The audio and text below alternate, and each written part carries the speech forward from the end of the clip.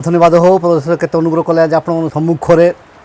पुनरार ईश्वर को वाक्य कहवाक सुजोग देले से ईश्वर को धन्यवाद देवा सहित मु समस्त मोर प्रेज लॉर्ड जड़े प्रेज लॉर्ड आज जड़े ईश्वर को सेवक ईश्वर को वाक्य माध्यम मत उत्साहित प्रदान कर वाक्य को आपण निकट में रखिला मु आजिर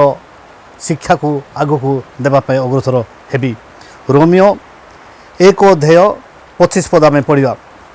कारण से माने ईश्वर को सत्य परिवर्ते मिथ्या ग्रहण कले वो स्रष्टा परिवर्ते सृष्ट वस्तुर पूजा वो सेवा कले से जुगे जुगे धन्य आमेन।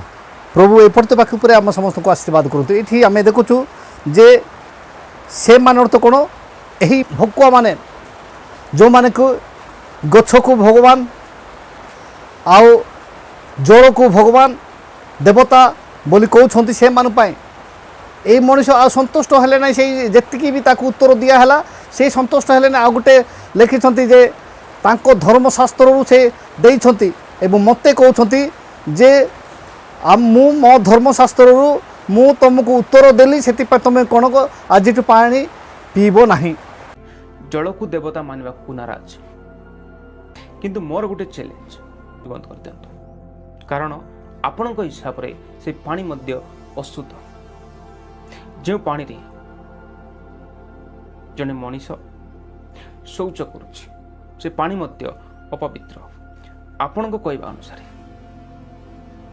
ए विषय मोर नुहे मु कहू ना आपण निजे कहते जदि जल गोटे देवता ताइले शौच करने बंद कर दियो किंतु मो धर्मशास्त्र से जिन कहूना मो धर्मशास्त्र कहूँ जे पानी पीवा पाई एवं मनीष शरीर रे जे 7 लिटर पानी रहिबा आवश्यक सेटा जोटा कि विज्ञान कहूँ मनीष शरीर रे 7 लिटर पानी दरकार किंतु ए मनीष कहते सेटा देवता जदि मोर कहबार उद्देश्य होची जदि से देवता तुम्हें कहीं से देवता को स्वच्छ करुच तुम देवता को कहीं से प्रकार तुम्हें करुच माने पूजा करिया कथा किंतु से मनुष्य कहते जे तुम जदि स्वच्छ कराऊँच जदि कौच ताहले तुम स्वच्छ कर पानी कहीं तुम पीउच आमे केबे भी स्वच्छ करिया पानी आमे पीनु आमे कार भी पादर धुईबा पादर तोड़ीबा पानी आमे पीबू ना आमे स्वच्छ आम ईश्वर सदृश ईश्वर प्रतिमूर्ति निर्मित एवं आमे होचु माने रिप्रेजेंटेटिव ऑफ गॉड माने ताहांकर सहकर्मी ताहांकर सेवक ताहांकर सेवा कार्य करिबा पाई मनोनीत सेतिपाई ताहांकर आज्ञा प्रमाणे जहाँकि गणना 20 अध्याय 8 पद रु 11 पद रे मौसा को कहले जेतेबेले से माने शोष लागिला से माने कहले विद्रोह करिया कर्म कले सेतेबेले कहले जे तमे शैल को आघात करो सेटु पानी निर्गत हेबो से माने पीबे बोल के माने कहले से अनुसार मौसा ईश्वर को सेवक जेतेबेले पानी माने शैल को आघात करछंती पानी निर्गत होईची सेटा से माने पीछंती एवं ताहांकर वाक्य होची आदि यात्रा लेबी गणना द्वितीय विवरणी जोटा कि 5टा पुस्तक से लिखिछंती सेटा होची व्यवस्था पुस्तक नियम पुस्तक